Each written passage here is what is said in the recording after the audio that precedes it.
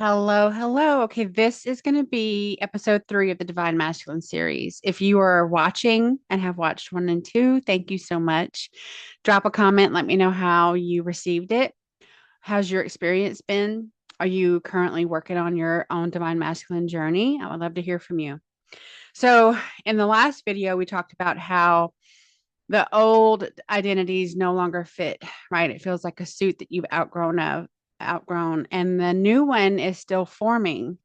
So this is the in-between space. It's the limbo space, and it's not very comfortable. Not comfortable for anybody, especially for divine masculine who live by orientation. They live by this is left and this is right and this is straight and this is back and this is what happens when I go left, when I go right, when I go forward and I go backwards. So let's get it into the next bit of transformative truth. Men are tired of being lumped into two categories, either the savior or the toxic masculine. Raise your hand. Who's sick of that label? I definitely am. And it, there's a method to the madness. And I hope that when you listen to this, it resonates so deeply that today is the day that you go, yeah, I'm done with that. So let's get into it. This is the one that has the deepest core wound in masculine cosmology, in the collective. I'm not talking about one specific being or even one type of being. As a whole group, the divine masculine collective has this as a very deep wounding. And it's been formed in such a way that it has boxed them in like a cell, like a prison, like a cage. So they have cultural conditioning coming at them from one direction, spiritual dogma from another, emotional projection, and their own lack of confidence. They are boxed in. Deep within that prison cell is their true identity, and they're trying to get to there. Men have been lumped into these two extremes. The pendulum has either swung to toxic masculine or the white knight on the horse savior mentality. So the toxic masculine gets told they're dangerous, they're oppressive, they're too much, and that they are a problem to be eradicated, like a disease. And then the saviors, they have this unreal expectation that they're going to protect everyone, heal everyone's wounds, absorb everybody's emotions and explosive, toxic energy, while they also remain grounded, unshakable, and consciously present, while they never get the opportunity to express any form of their own need to heal. How unfair is that? So there was never really any space between those two polarities for them to be human, for them to navigate their own flaws and feelings, for them to have a space that they felt safe enough to question, to have dialogue about why they feel a certain way or why they have these projections put on them and all the nuances that come with that. So these two polarities have exhausted the divine masculine. They are sick of it. They are done with it. And if they're not, it's the ego. So I don't every video that I put out, it is for the souled in alignment to source being. Most of the time, those that don't fall into that category do not get notifications or click on my video at all because it's a frequency mismatch. So men are tired of being the villain, and they're also tired of being the hero. They would like some common middle ground. That's where they would thrive. And they need to be able to have a support system that allows them to find their way. They're exhausted from carrying all the women's healing expectation that is put upon them, their own unprocessed trauma, family obligations, societal pressures, emotional responsibility, performance, identity, and spiritual expectation, especially because of the double standards that are applied to them. So if a man decides that he wants to express his emotions, all of a sudden they're labeled unstable. If they want to express a softer side, then they're labeled weak or not manly. If they show strength in a situation, well, then they're controlling. Or if they don't express any emotion, because that seems to be the safest tact, well, then they're labeled toxic and shut down. There's not a winning expectation that's really put upon these two groups. Now, when it comes to being any being, whether you're sitting there listening to me right now in a female body or you're sitting listening to me in a male body, it doesn't matter because we all have had lives that were male and we've all had lives that were female. So I'll give you a very real world example. I've encountered this many, many times. A soul goes into a life as a female child and they encounter um, abuse and disempowerment and manipulation and this spiritual bypassing of those evolutionary soul contracted opportunities to learn were bypassed.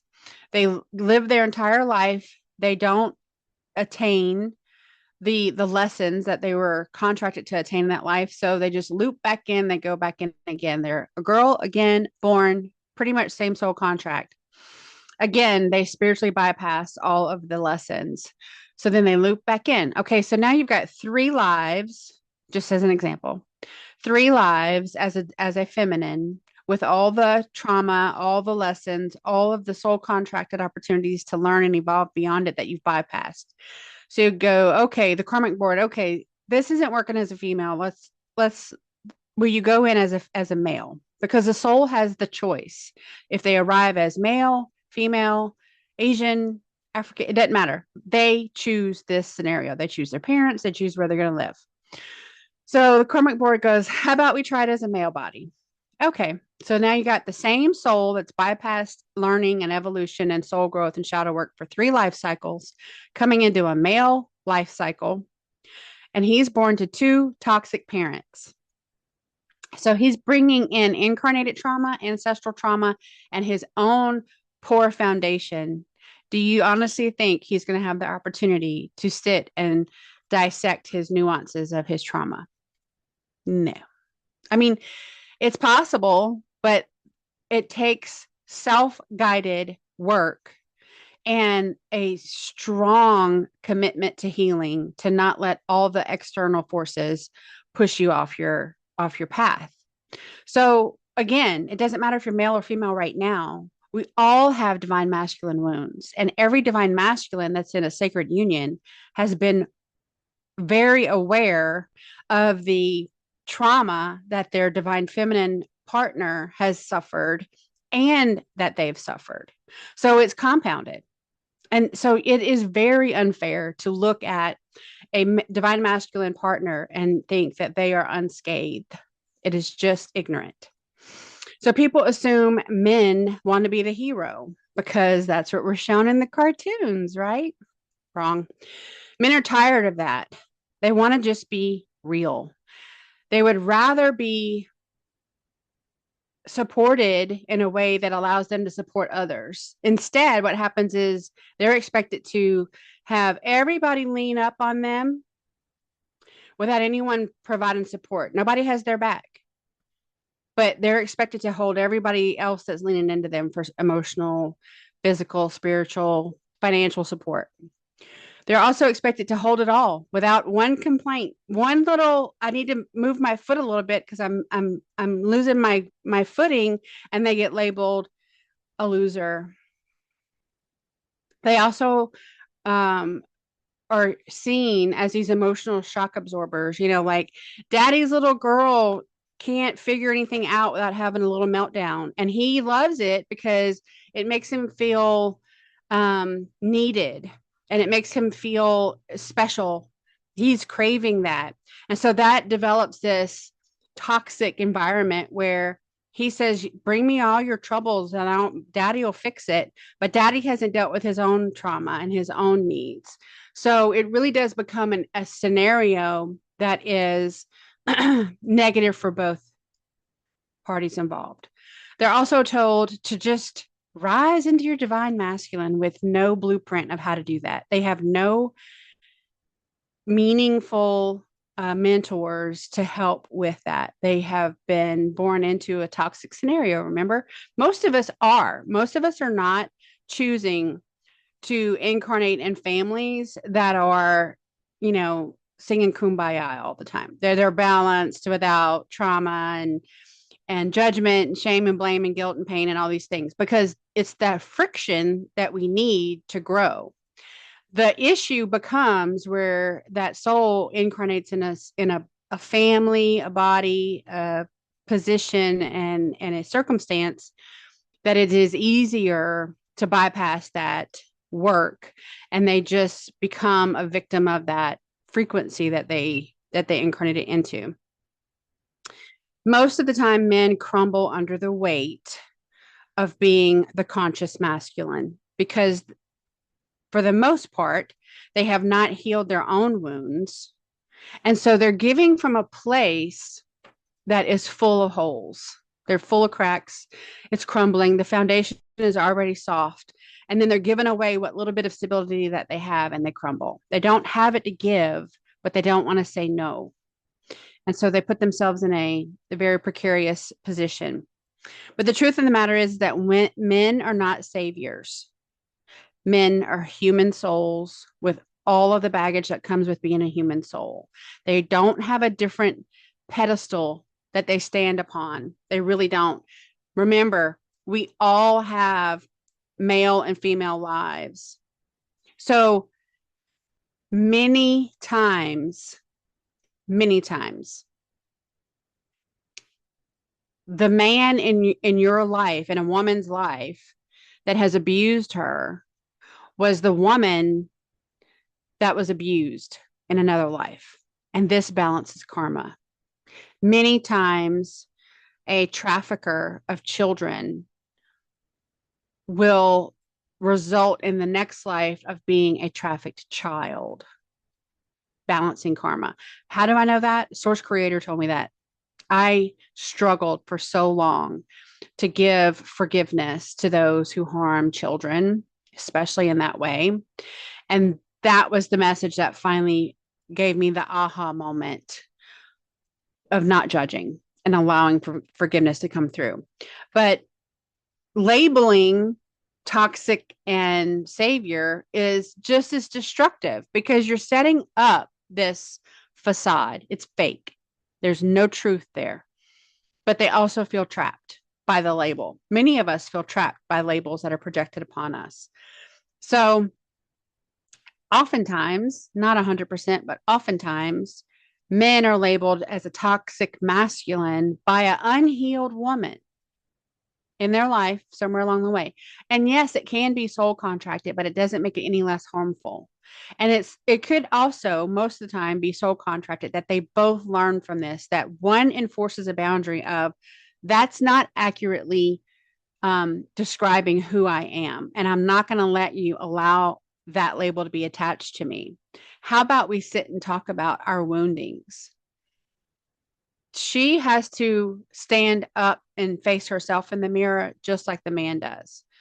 But many women have abandonment wounds, betrayal wounds, trust wounds, father issues, unmet expectations, emotional neglect, and they don't ever want to feel that pain again. So that's why they are resistant to healing, because in order to go back and heal that wound, you got to go there.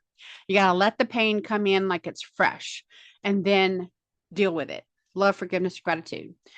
But instead, they just feel better about projecting that feeling onto the next man that is in their life. Many times they do this habitually to their fathers or like a brother, like someone who's quote unquote safe because they don't think they're going to leave them, but then they abuse the shit out of them. That's that's what we call love in this duality planet that we're on.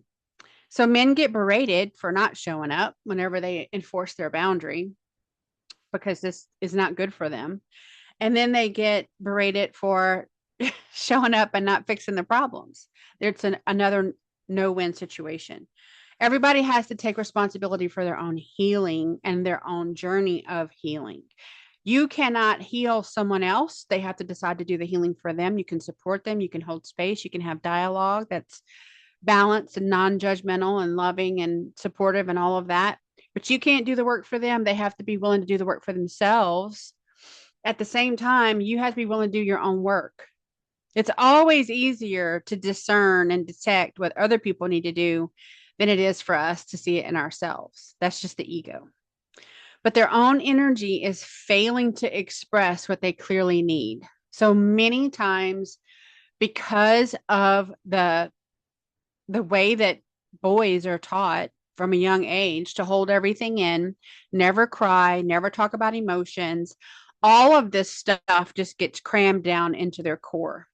And their core is as wounded or more than the feminine because they're taking it all in and it's never been permissive for them to express it. Why do you think they blow up all the time? So men are not inherently toxic. They're underdeveloped emotionally because they were never given a space where safety was okay and being vulnerable was not perceived as weakness.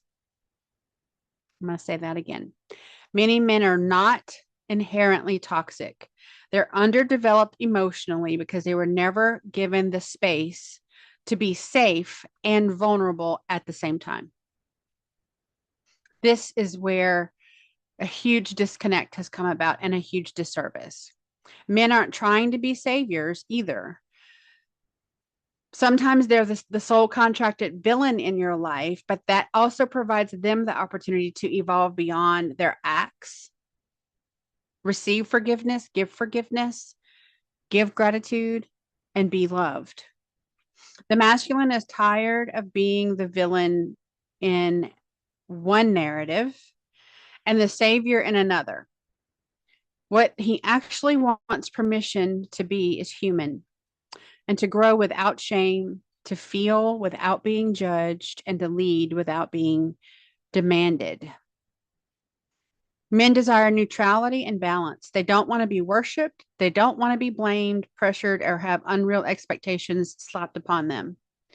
What they desire is clarity, connection, respect, emotional safety, space to grow, genuine appreciation, room to make mistakes without judgment or blame, and a partnership where both can rise in support of each other.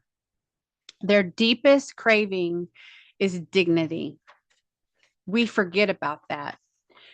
So in part 4, episode 4, we're going to dig into how does the divine masculine reclaim his dignity. I'll see you then.